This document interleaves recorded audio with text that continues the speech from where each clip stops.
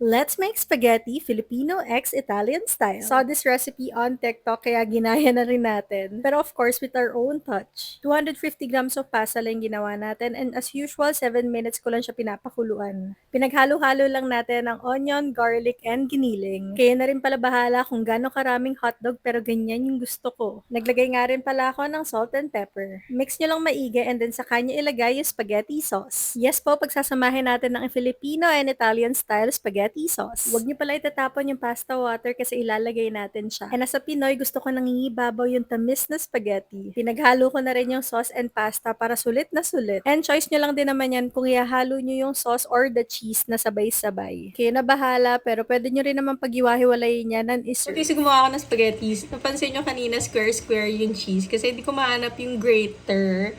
Nahanap mo ba? Hindi. So, tikman mo na, love. Here's my spag. Not your typical spag to. Bakit? Kasi pinaghalo ko yung Italian tsaka Filipino. So, sarap na sarap lang ako nung ginawa ko to last time. Kaya ginawa ko siya ng video. Pero mas masarap to pag kinabukasan na, no? Spaghetti laging ganun. Kaya masarap. Pagod lang kami guys, kaya ganito ang reaction namin. Pero masarap. Tag me kapag ginawa niyo rin to. Sarap. Yes. Pagod na.